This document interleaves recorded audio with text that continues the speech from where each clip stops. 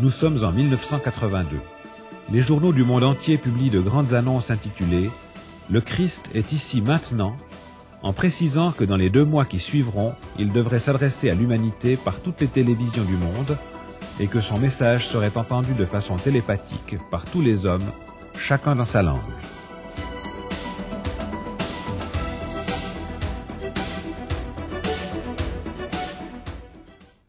J'ai ici, par exemple, un document qui présente essentiellement le Messie du Nouvel Âge, lequel introduira cette ère dite du Verseau qui verra fleurir, disent-ils, une ère de grande fraternité parmi tous les humains sur la surface de la Terre. On parle beaucoup de Christ dans le Nouvel Âge, de Christ cosmique, de Maitreya le Christ. Il y a toute une série d'expressions. On peut également penser à la prière, à la grande invocation de l'école arcane d'Alice Bailey, qui, dans cette prière, le nom du Christ est mentionné. Je crois qu'il faut distinguer, qu'il faut savoir discerner. Parce que quand on parle de Christ, il faut toujours savoir, derrière ce terme, quelle est la personne à laquelle on fait référence. Est-ce Jésus-Christ, celui de l'Évangile? Est-ce au contraire le Christ comme un grand initié, comme un maître de la sagesse, comme un avatar, comme une incarnation divine parmi beaucoup d'autres? Qui est Jésus pour vous?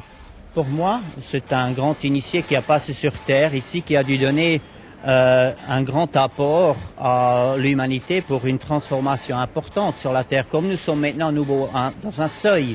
Il est un avatar. Je ne sais pas si vous pouvez comprendre la terminologie, mais l'avatar, c'est un grand maître, si vous voulez. Et Jésus est un des prophètes qui a passé dans la lignée de beaucoup de prophètes, qui a laissé des traces énormes, puisque ça a duré 2000 ans.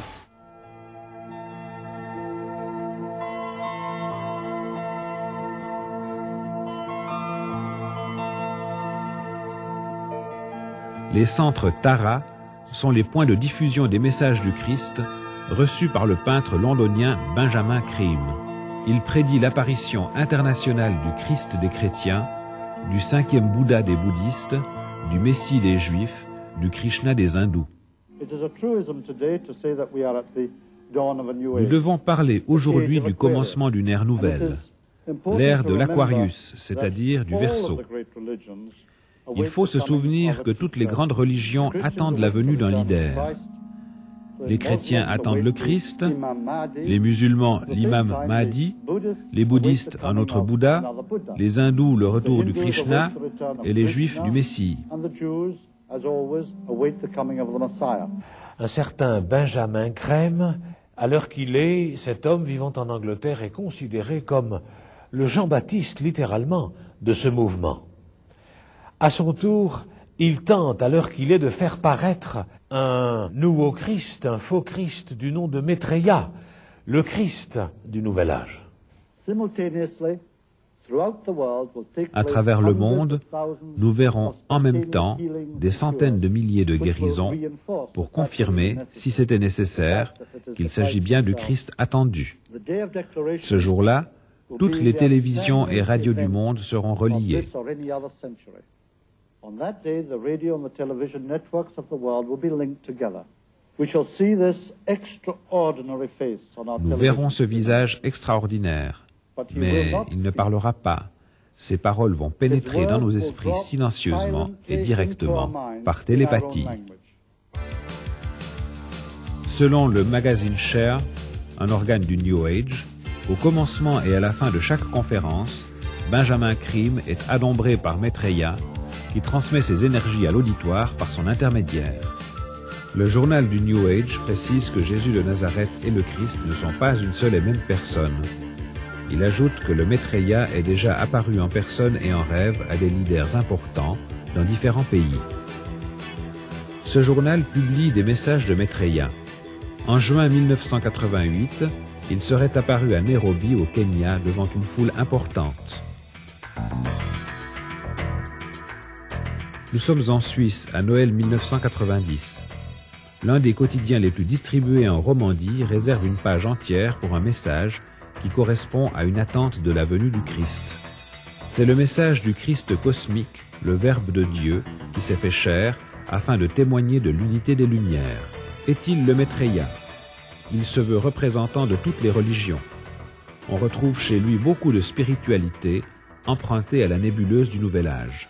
Voici un court document réalisé par TF1 sur la communauté de ce Messie cosmoplanétaire. Il habite à la Baume-les-Castellanes, dans les Alpes de Haute-Provence.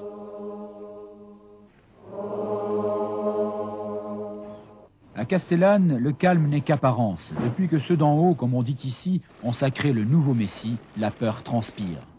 Moi, le Messie, je crois à Dieu, puisque je suis croyante, je suis pas pratiquante mais croyante, je suis chrétienne, mais dire qu'il est là-haut à la Baume, ça, je suis un peu sceptique. Moi, j'estime que c'était des gens qui étaient respectables jusqu'à maintenant, et puis tout d'un coup, ils se sont découverts qu'ils avaient un Messie cosmoplanétaire, et ils ont fait une erreur. C'est de venir expliquer tout ça aux Castellanais qui n'ont rien compris. Plus haut dans la montagne de la Baume, c'est le monde de l'étrange. Le monastère est appelé Mandarum Chambasalem. Pour les gens de Castellane, c'est le village des Schtroumpfs qui seraient devenus des géants de mégalomanie. Au Mandarum, toutes les religions sont représentées, bouddhisme, judaïsme, islam, ou ici le catholicisme, symbolisé par un surprenant Christ armé, énorme statue de béton de 20 mètres dominant un paysage extraordinaire. De l'unité de ces religions est né l'homisme, mélange d'ésotérisme, de parapsychologie. On y pratique le yoga et les arts martiaux. Moines bâtisseurs, ils ont tout construit de leurs mains à l'aide de subventions et de dons, disent-ils. Quand ils ne travaillent pas, les chevaliers du Lotus d'Or sont régulièrement appelés à la prière. Au rythme des tambours et des clochettes, ils entreprennent alors un mouvement perpétuel et lancinant autour de leurs idoles. Il est certain que tout ce qui est nouveau fait peur, mais la première machine à vapeur faisait peur. Les chants dans la mosquée ou ailleurs, les statues monumentales, le musée kitsch à flanc de montagne n'inquiétait personne à Castellane, jusqu'au jour où les chevaliers ont annoncé « Le Messie est parmi nous ».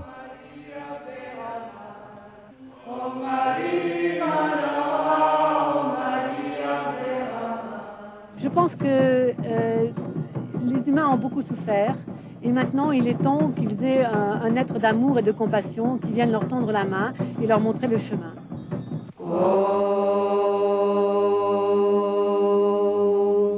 Aide et assistance sur tous ceux qui pourraient quitter leur véhicule de chair ou se réincarner pendant la journée, la soirée et la nuit qui vient. L'homme qui s'est autoproclamé nouveau messie cosmoplanétaire est connu de l'état civil sous le nom de Gilbert Bourdin. Initié à toutes les religions, il se fait appeler Seigneur Amsa Manara. Nous avons dû éliminer 750 milliards de démons, opérer la résurrection de 350 milliards de démons, opérer la recréation d'univers détruits, etc., etc. Ensuite, faire toute une série d'actions pour affranchir, libérer l'homme du poids du karma. Castellane vit à l'ombre de son clocher.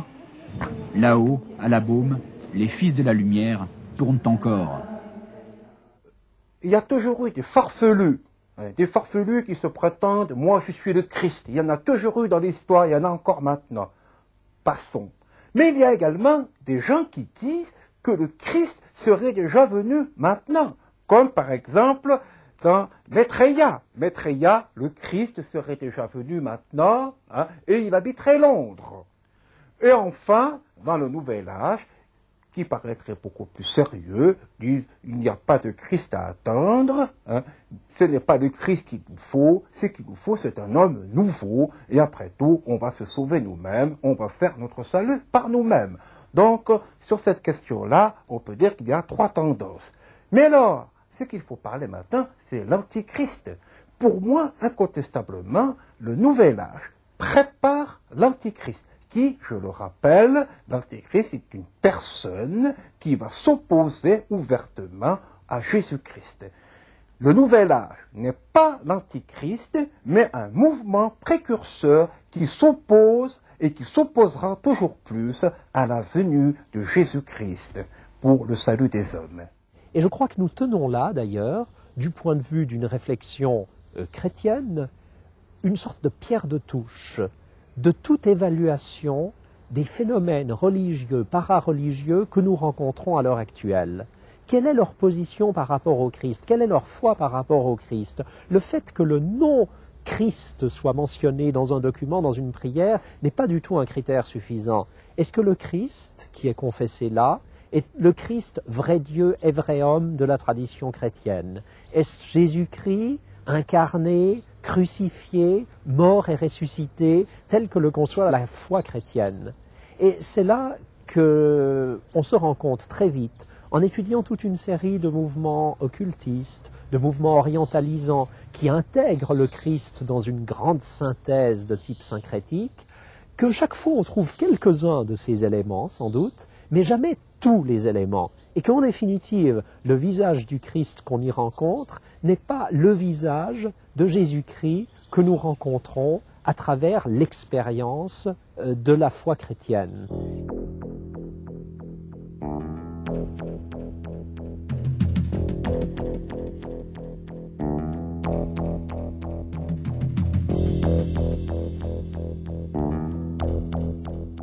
Le Nouvel Âge ne fait pas l'unanimité.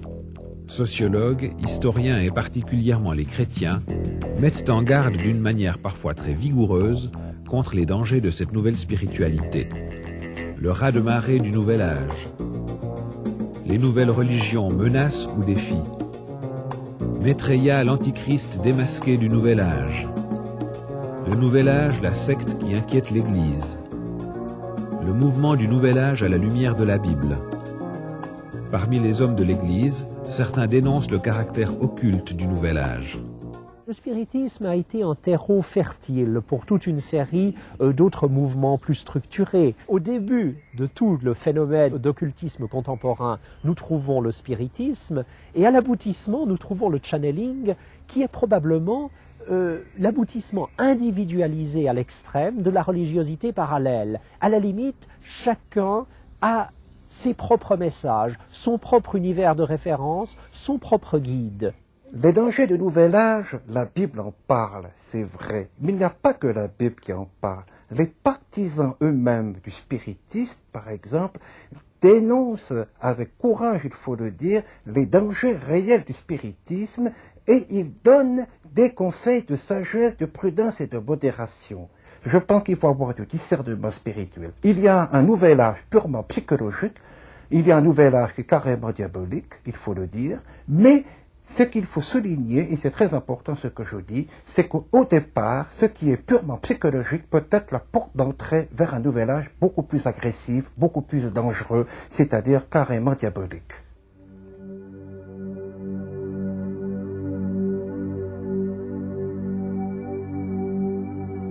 Parmi de nombreuses techniques du Nouvel Âge, l'une des plus controversées est le channeling. Claude de Sarzan, hygiéniste naturopathe, organise régulièrement des séances de channeling. Le mot channeling vient de channel en anglais, qui veut dire canal.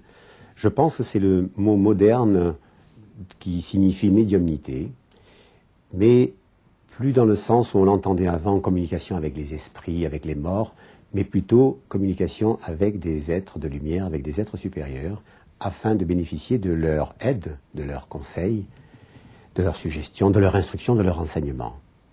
Alors, il est vrai qu'on parle de channeling depuis quelque temps, avec ce nouvel âge qui nous vient de la côte ouest de Californie, mais cela ne semble pas être une création récente, puisque probablement ce que Moïse recevait, les prophètes entendaient Jésus, Jeanne d'Arc, devait être déjà du channeling. Hein. Alors maintenant on appelle ça channeling, mais en définitive ce sont des communications avec des êtres de lumière, avec des entités supérieures, qui ont l'air de se manifester toujours plus. Une pratique qui intrigue souvent dans le Nouvel Âge et qui est en train de se développer beaucoup en Europe, notamment depuis la seconde moitié des années 80, c'est la pratique du channeling. Le channeling, c'est l'entrée en contact avec soit, le cas échéant, des esprits de défunts, des entités désincarnées. Dans certaines visions plus psychologisantes, il peut même s'agir d'entrer en contact avec votre moi supérieur. C'est l'idée, en tout cas, d'entrer en contact avec d'autres niveaux de réalité ou d'autres niveaux de conscience. Prends conscience, François,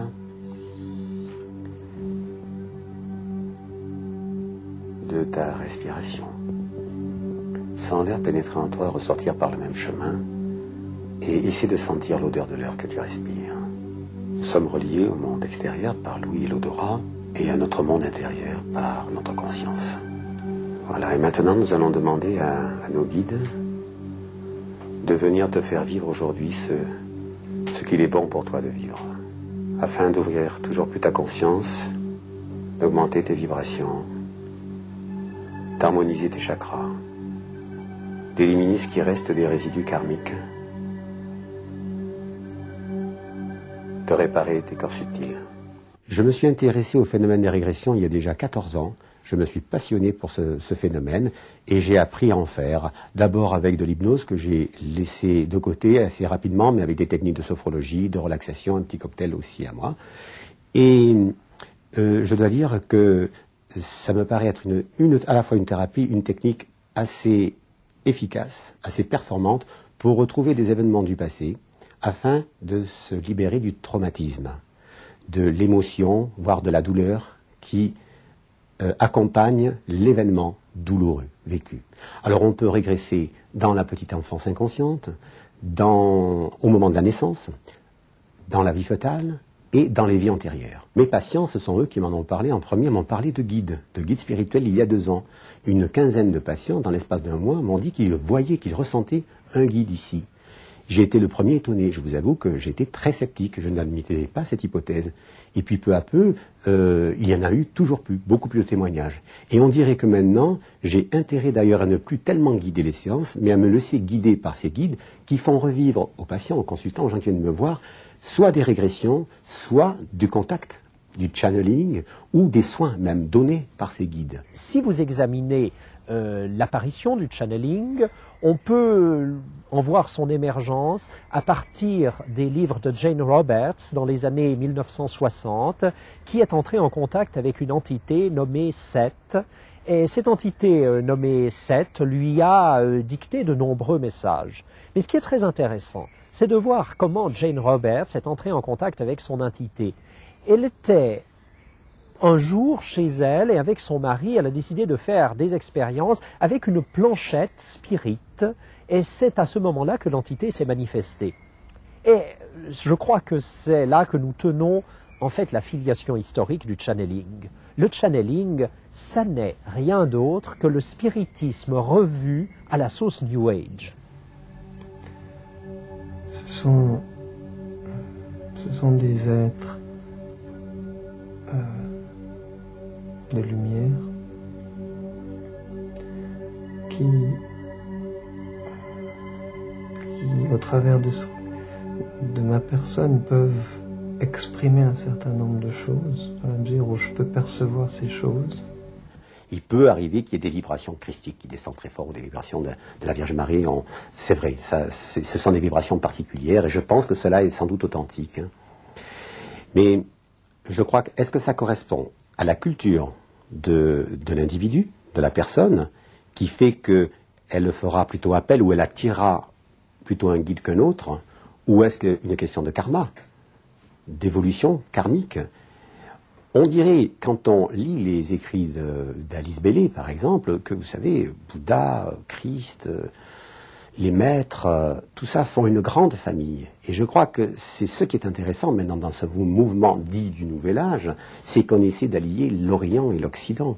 Il y a certainement des aspects négatifs dans le Nouvel Âge, pour une raison très simple, c'est que le terme de Nouvel Âge, n'est-ce pas, est tellement suggestif. Hein, âge nouveau, autres conditions, etc., causes renouvelées, tellement suggestif que toutes sortes de pratiques vraiment négatives de pratiques que je n'accepte pas du tout, que je n'approuve pas du tout, se sont maintenant trouvés un dénominateur à la mode pour aussi s'insérer là et se recommander à tout le monde, n'est-ce pas? Nous sommes Nouvel Âge.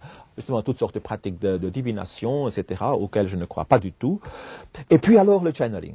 C'est une forme popularisée, n'est-ce pas, de spiritisme, de charlatanisme. Et je crois qu'il y a beaucoup d'abus dans ce channeling. Moi, je ne crois pas.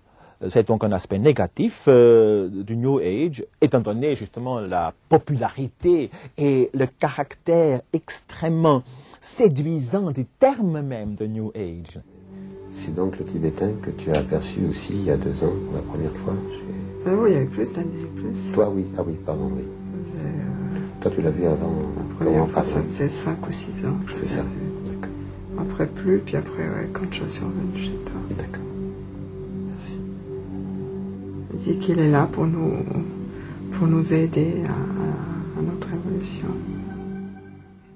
Quand vous appelez des esprits, vous pouvez très bien appeler des esprits de tout niveau, c'est-à-dire du bas astral, des esprits malfaisants. Là, ce que nous visons dans ce travail-là, c'est d'avoir accès et de communiquer et d'avoir des conseils d'esprits de haut niveau, donc de guides de lumière les plus haut placés. Dans le Nouvel Âge, il est souvent question des esprits guides et des esprits de lumière. Et c'est ainsi que le livre d'Alice Bailey a été révélé en quelque sorte par ces esprits de lumière, par ces esprits guides. Or, si je me réfère à la Bible, l'apôtre Paul écrit dans la 2e épître aux Corinthiens au chapitre 11, verset 13, qu'il y a des hommes qui sont de faux apôtres, des ouvriers trompeurs, déguisés en apôtres de Christ.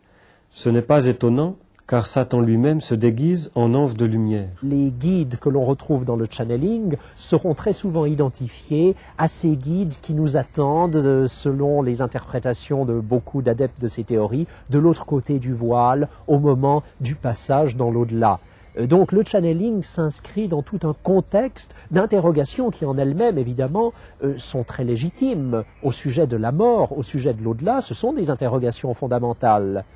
Tout le problème, c'est de savoir quelles entités vont se manifester lors des expériences de channeling. Et quand on voit que tant de grands ascètes, tant de saints, à travers l'histoire du christianisme, ont parfois été victimes d'entités plutôt douteuses qui arrivaient même à se présenter comme des anges de lumière, je me dis qu'il y a lieu d'avoir, face à ces manifestations, la plus grande prudence, parce que les critères de discernement proposés par les adeptes du channeling restent extrêmement primaires. Et je crains que beaucoup de gens puissent être victimes d'illusions spirituelles. Le risque de tomber dans l'illusion spirituelle est aujourd'hui sans doute plus grand que jamais. Monseigneur Jean Vernette, vicaire épiscopal à Montauban, est l'auteur d'un livre, Le Nouvel Âge. Selon lui, la soif de dialoguer avec les morts a toujours existé, de même que l'existence de médiums servant d'instruments de communication. Et le spiritisme fait à notre époque un retour en force remarqué. Le spiritisme style New Age s'appelle channeling. Ça, c'est une forme de spiritisme moderne à la sauce Nouvel Âge. On se met en contact avec des guides spirituels, avec des esprits. Pour ma part, je crois qu'il s'agit carrément d'esprits démoniaques.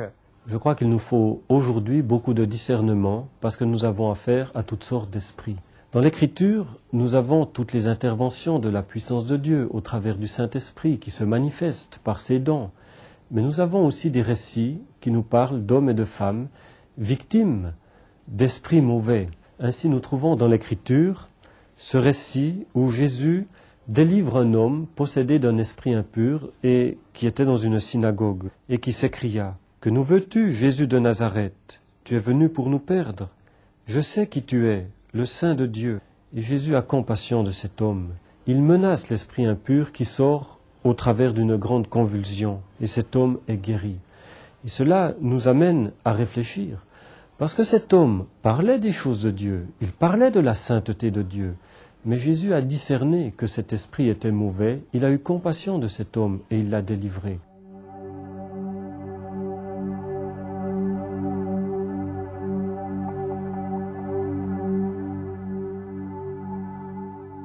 C'est terriblement dangereux. Parce qu'il peut y avoir des changements de comportement, de personnalité, qui peuvent même aller, dans certains cas, jusqu'à la dépression nerveuse et parfois même jusqu'à la folie. Certains pensent aujourd'hui que les récits de la Bible sont dépassés, en particulier les récits de possession et de délivrance. J'ai vécu il y a quelque temps une expérience qui m'a beaucoup marqué. J'annonçais l'évangile à des jeunes, je parlais du récit de Pierre qui disait à Jésus « Mais non, tu ne vas pas mourir, ces choses ne vont pas t'arriver ». Et Jésus a eu cette parole à l'égard de Pierre, « Arrière de moi, Satan ». À la fin de la réunion, 3 jeunes, zonards comme on dirait aujourd'hui, sont venus vers moi en me disant « Mais c'est incroyable, quand tu as prononcé cette parole, arrière de moi Satan, nous avons été projetés en arrière sur nos chaises. Qu'est-ce qui se passe? Nous ne savons plus où nous en sommes. J'ai parlé avec ces jeunes et je leur ai proposé d'accepter Jésus dans leur vie, d'entrer dans la délivrance, dans la lumière.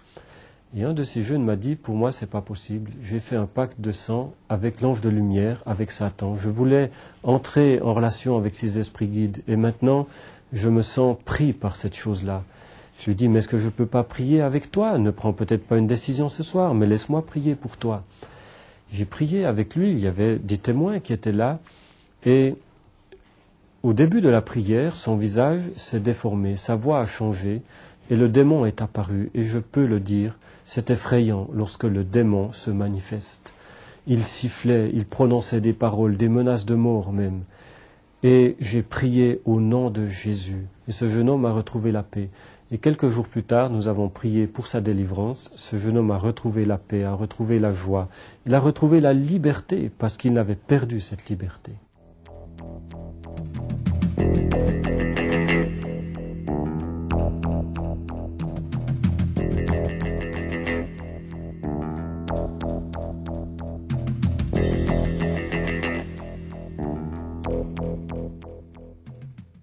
Réincarnation, ça veut dire que l'âme spirituelle est éternelle et le corps se change. Nous avons changé son corps plusieurs fois. Une fois, j'ai eu un corps de bébé.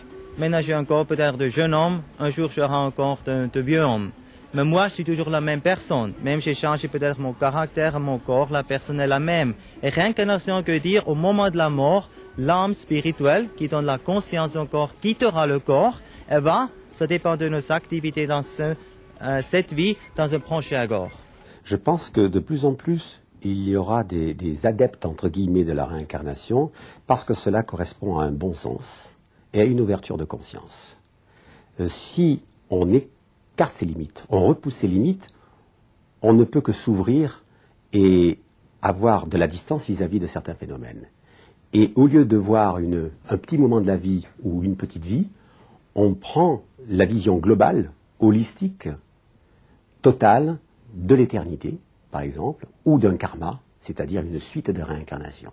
Disons qu'on ne peut plus avoir une vision étriquée des choses. Et l'hypothèse de la réincarnation du karma nous offre un élargissement de la vue, de l'existence sur Terre, de la raison de l'existence sur Terre et de cette ouverture de conscience. La place de la réincarnation dans le nouvel âge, évidemment, elle est assez centrale. On parle de karma constamment, mais sans finalement très bien savoir ce que ça signifie, n'est-ce pas? Si les gens disent réincarnation, ils veulent simplement dire, justement, comme vous avez aussi remarqué, pas résurrection, mais la vie terrestre est tellement importante pour ces gens-là qu'ils disent réincarnation.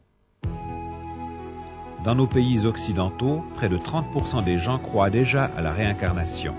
Comment expliquer ce phénomène dans le contexte de nos pays christianisés? Nous avons réalisé une enquête dans les rues de Riom, une ville située près de Clermont-Ferrand, dans la France profonde. Est-ce que vous pensez plutôt qu'après la mort, il y a plutôt la réincarnation? Oui. Mais de toute façon, on revient sous la forme d'un enfant, à la naissance. Quand quelqu'un est mort et quelqu'un naît au même moment, la personne qui vient de mourir peut se réincarner en celle qui vient de naître. Vous croyez plutôt à la réincarnation? Oui. Non, moi je crois à la réincarnation, mais à la résurrection, non, pas vraiment, non. Je crois à la réincarnation quand même. Vous pouvez nous expliquer en quelques mots quelle est la théorie de la réincarnation? La réincarnation, c'est lorsqu'on quitte notre enveloppe, on en prend une autre. On est comme ça maintenant, et puis si on meurt, on redeviendra autre chose, ou un homme, ou un chat, ou un oiseau, ou quelqu'un d'autre. Non seulement dans le Nouvel Âge, mais dans tout l'univers de la religiosité parallèle dont le Nouvel Âge actuellement est l'une des facettes, peut-être l'une des cristallisations, on retrouve fréquemment la croyance à la réincarnation. J'ai eu la surprise de découvrir qu'en 1916 était publié à Genève un mensuel pour populariser les idées de karma et de réincarnation déjà il y a plusieurs décennies. Mais ce qui est frappant, c'est de voir aujourd'hui le nombre de gens qui, dans nos pays de tradition chrétienne, se reconnaissent dans la réincarnation. Il y a eu en 1987 une enquête faite par un institut de sondage pour l'hebdomadaire catholique L'Écho illustré sur la croyance des Suisses romands. Et nous arrivons à un résultat statistique de 26% des catholiques suisses romands et 23% des protestants qui croient à la réincarnation sous une autre forme et dans d'autres lieux après la mort. Ce que les gens croient de plus en plus, c'est que réincarnation égale résurrection. Pour eux, ces deux termes sont synonymes. C'est très significatif de voir des gens qui, pour certains, continuent à fréquenter les églises, continuent nominalement à être des chrétiens, se situer déjà dans un univers de référence qui s'éloigne du christianisme, au point qu'on peut se poser la question de savoir si un jour on n'aura pas dans les églises des gens qui, tout en récitant peut-être la confession de foi traditionnelle du chrétien, seront déjà enracinés intérieurement dans un univers spirituel tout à fait différent.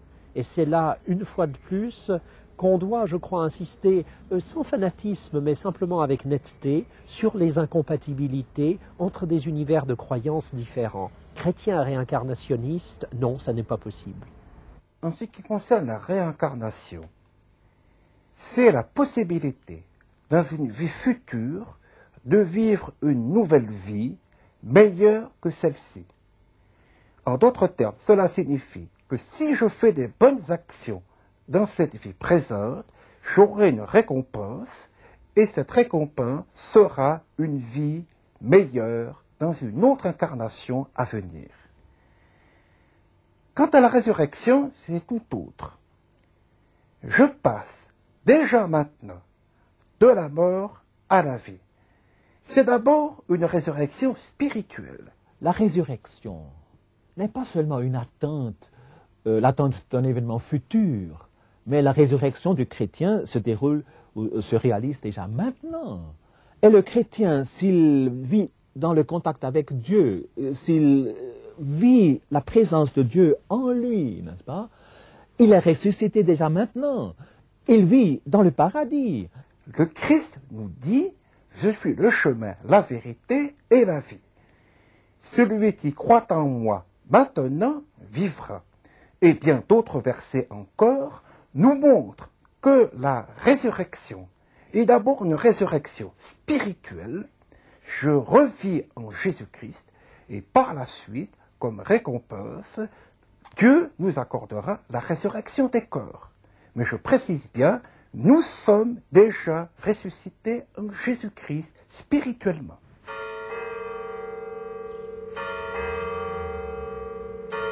Certains constatent que l'Église a failli à sa mission et le Nouvel Âge est venu remplir le vide spirituel. Les gens des pays christianisés ont perdu l'intérêt de lire la Bible et de fréquenter l'Église. Est-ce que vous fréquentez l'Église, madame? Oh non, peu. Non, pas du tout même. Pourquoi est-ce que vous ne fréquentez pas l'Église? Oh, parce que j'y ai plus grand intérêt. Est-ce que vous fréquentez l'Église, madame? Non, pas du tout. Jamais. Pourquoi? Parce que j'y suis restée jusqu'à 19 ans et que ça m'a suffi. Je crois qu'il y a une grande différence à faire entre le message lui-même et puis ses représentants qui ne sont pas toujours à la hauteur du message. Bon. Et que les églises n'ont pas su toujours assumer leur mission, à mon avis. Je crois que pour l'Église d'aujourd'hui, c'est vraiment une interpellation. Il est vrai que l'Église, bien des fois, s'est contentée de faire des promesses à l'homme. Si tu es correct, si tu es sage et obéissant, eh ben après la mort, tu seras récompensé. Et je crois l'homme d'aujourd'hui, est-ce que l'homme du passé se contentait de cela? En tous les cas, l'homme d'aujourd'hui, il ne se contente plus de prêchi-prêcha, il ne se contente plus de belles paroles, il a envie de réalité concrète aujourd'hui. Je suis théologien. Je dirais que la théologie a une responsabilité. La théologie se voulait scientifique. Elle a adopté, au fond, sans réserve, le paradigme scientifique, n'est-ce pas? C'est-à-dire matérialiste et mécaniste. C'est la critique qui s'est développée. On a insisté sur la nécessité absolue pour un étudiant en théologie de devenir un penseur critique. Critique à l'égard de la tradition, critique à l'égard de toutes choses, n'est-ce pas? Alors que l'évangile, c'est une affirmation, c'est un don, c'est une possibilité de contact avec Dieu. Le christianisme, c'est extraordinaire, c'est fantastique, c'est riche, c'est profond, n'est-ce pas? Est-ce que l'Église a toujours su aider des hommes et des femmes à s'approcher de la source pour trouver quelque chose de concret pour aujourd'hui. Là où des hommes et des femmes ont rencontré la réalité de Jésus-Christ, ils ont reçu quelque chose. Ils ont reçu une paix. Ils ont reçu une certitude. Paul Claudel, qui était un athée pendant des années, qui en voulait à l'église, qui trouvait que c'était décadent et tout, il entre dans une église et mystérieusement, là, à Notre-Dame de Paris, le Saint-Esprit le saisit et il dit tout à coup, son cœur se réchauffe. Il trouve une paix, il trouve une joie, il trouve une certitude et il dit qui est si forte que tout ce qu'on a pu lui objecter après contre la vraie foi, contre la réalité du Christ, eh ben ça a un peu glissé sur lui.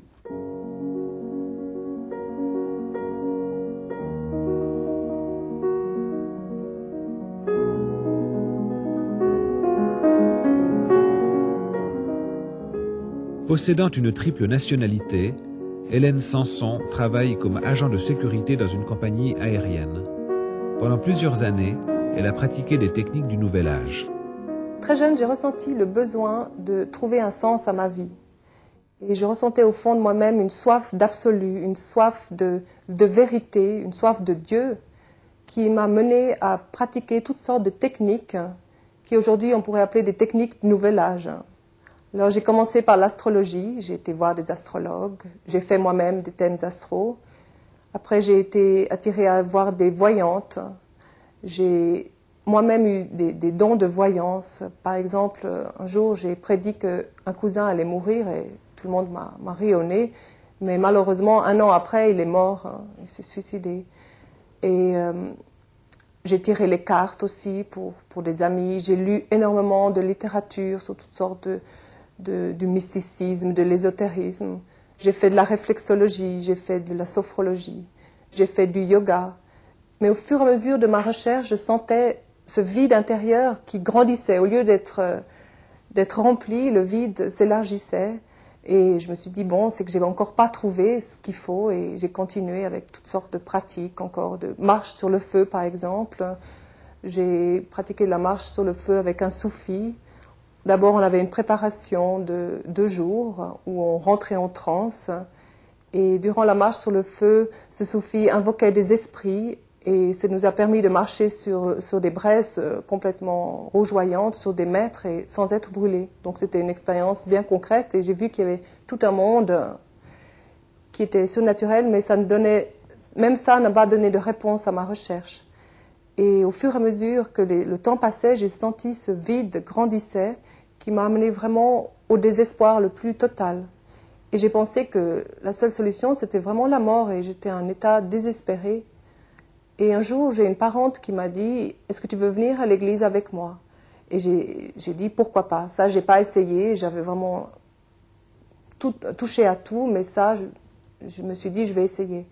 Et quand je suis entrée dans cette église, au bout d'un moment, tout d'un coup, Jésus s'est révélé à moi. Et il m'a parlé, il a parlé à mon cœur. Il m'a dit, mais tu me cherches depuis très longtemps. Viens à moi, je vais te guérir, je vais te sauver. Et j'ai su au fond de mon cœur que c'était la vérité. C'était quelque chose de merveilleux parce que c'était comme si tout d'un coup, cette soif terrible que j'avais a été assouvie, était désaltérée. Et j'ai eu une grande joie. Et le changement qui s'est opéré, c'était un changement qui s'est opéré d'une façon très pratique. J'ai eu une vie qui était complètement transformée. Et j'ai su que c'était la vérité. Quand Jésus dit « Je suis le chemin, la vérité, la vie », je dois dire que pour moi, c'est une réalité avec laquelle je vis depuis et qui ne m'a pas quittée.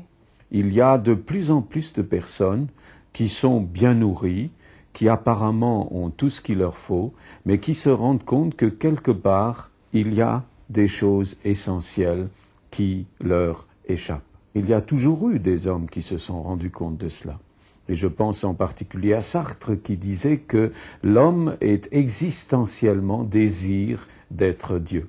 Et qui ainsi, lui aussi, exprimait cette soif profonde de l'homme, de ce plus mystérieux qui lui manque. Nietzsche le disait à sa façon, il disait « L'homme est une corde tendue entre l'animal et entre le surhomme. Le surhomme étant l'homme épanoui, l'homme qui aurait alors réussi à trouver ce quelque chose vers quoi on tend, ce quelque chose qu'on désire, ce quelque chose qu'on cherche un petit peu à gauche et à droite. La question seulement, c'est qu'est-ce qu'on va trouver et qu'est-ce qu'on offre dans le New Age à l'homme d'aujourd'hui qui aspire à plus, qui aspire à une vie dans l'abondance, à une vie dans la plénitude.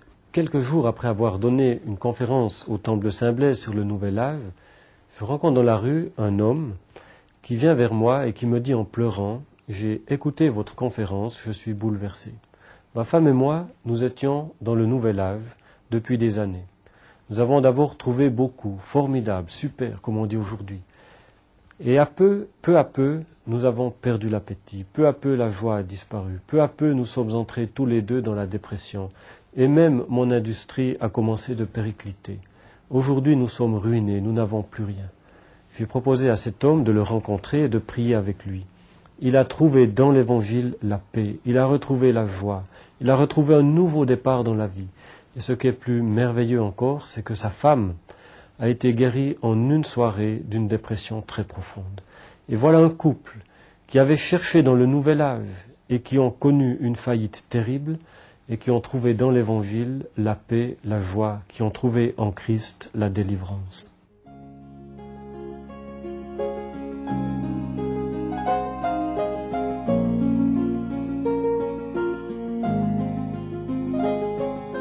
Quand Jésus est parti, les disciples ont été effrayés, ils avaient déjà du mal à vivre à peu près bien quand Jésus était là, et voilà que Jésus s'en va, et Jésus les rassure et leur dit « N'ayez pas peur, je ne vous laisserai pas tout seul, mais je vous enverrai quelqu'un, l'Esprit Saint. Et l'Esprit Saint, il sera avec vous, et quand il viendra, il mettra ma réalité en vous. » Tout ce que finalement, au fond de vous-même, vous cherchez et vous désirez, eh bien, le Saint-Esprit le mettra en vous. Et je suis frappé que, par exemple, les réformateurs ont déjà, eux aussi, clairement mis l'accent là-dessus. Je pense par exemple à l'histoire de Luther, qui faisait partie d'une église, et puis petit à petit, par certaines circonstances de la vie, par un orage où il a failli mourir, toujours est-il qu'il se rend compte que quelque chose lui manque de plus en plus, et il va tout laisser, et il va entrer dans un couvent, et il va sincèrement chercher ce quelque chose qui lui manque.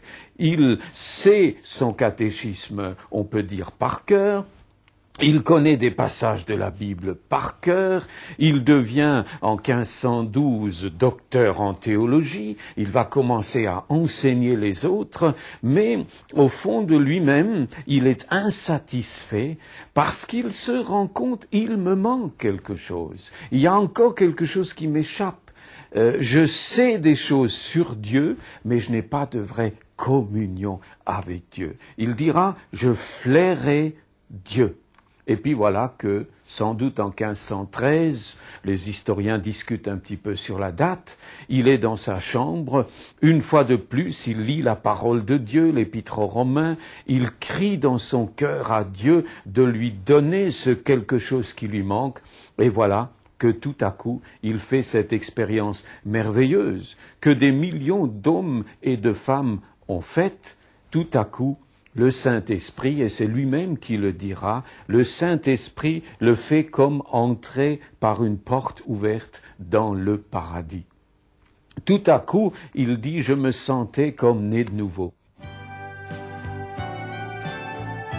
Malgré le développement du Nouvel Âge, il y a aujourd'hui des millions de personnes qui trouvent dans l'Évangile la réponse à leurs problèmes. Un puissant mouvement de réveil secoue les églises traditionnelles. Les messages de Billy Graham attirent des foules. Paradoxalement, l'Église de Jésus-Christ croît plus vite qu'à aucune autre période de l'histoire. Après l'effondrement du communisme, à Moscou, les gens s'arrachent littéralement les Bibles.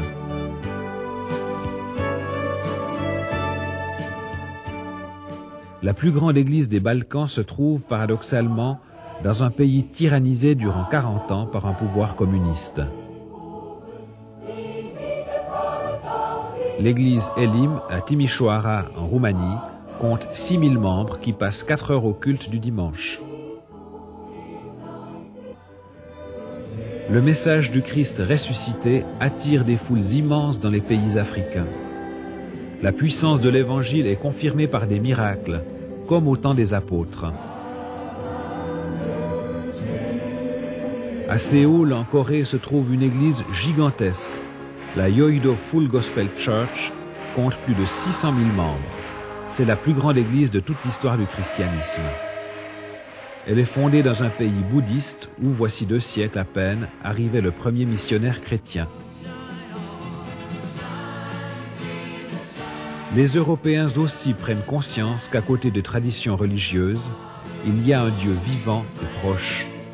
Le congrès Explo 91 a réuni à Lausanne 10 000 jeunes venus chanter et proclamer que la vraie réponse pour ce monde ne se trouve ni dans une philosophie, ni dans une technique, mais qu'elle se trouve en Jésus-Christ. Si un certain christianisme, si surtout un légalisme ou la religion nous décevront toujours, il y a quelqu'un qui ne déçoit pas. Et ce quelqu'un, c'est Jésus-Christ. Des millions d'hommes et de femmes au travers des siècles l'ont trouvé en entrant dans une communion existentielle, réelle avec Jésus. Et ça me rappelle ce jeune étudiant qui est venu avec un groupe de GBUciens, c'est-à-dire ces groupes bibliques universitaires, c'était des étudiants de différentes facultés. Et quand ils sont arrivés à ce centre de rencontre où j'étais responsable, j'ai été étonné de voir sur sa petite mallette, il y avait la tête du Maharaji Yogi avec ses longs cheveux, là, sa grande barbe. Et puis, au-dessus était marqué « Le Maharaji Yogi mettra le soleil dans ta vie ». Et ça m'a amené tout de suite à bavarder un petit peu avec ce jeune, avec cet étudiant. Et en bavardant et en parlant avec lui, en lui disant un peu « Mais est-ce que tu as vraiment trouvé cela? Est-ce que ce soleil est vraiment dans ton cœur ?» À mon étonnement, tout à coup, cet étudiant s'est mis à pleurer. Il a vraiment, comme on dit, craqué, il s'est effondré et j'étais surpris. Et en sanglotant, il m'a dit « Ça fait près d'1 an que j'essaye de trouver mon équilibre, une certaine paix en faisant de la méditation transcendantale, mais enfin, on voyait bien que sur ce chemin-là, il ne trouvait en réalité rien et qu'il était complètement au bout du rouleau, surtout nerveusement. Alors je lui ai dit, tu vois, ce que une année de méditation ne t'a pas donné, eh ben, Jésus peut te le donner en un instant si tu veux. Et pendant ce week-end, j'ai vu cet étudiant attentif, écoutant les explications de la parole de Dieu. Et puis, après une des dernières réunions, à un moment donné, en tous les cas, il est venu me voir et très sincèrement, il m'a dit, écoutez, oui, j'aimerais vraiment que Jésus-Christ devienne mon Sauveur et mon Seigneur. J'aimerais vraiment qu'il entre dans ma vie. Alors j'ai appelé le responsable du groupe, et nous avons prié avec lui, nous lui avons imposé les mains, et puis en repartant, je ne sais pas s'il avait marqué sur sa petite mallette « Jésus mettra le soleil dans ton cœur », mais sur son visage déjà, on voyait que quelque chose s'était passé pour lui. Et ce dont ce monde a besoin aujourd'hui, c'est ce message que vraiment l'Esprit Saint va mettre dans nos vies, si nous le désirons, cette réalité de Dieu, cette réalité de Jésus.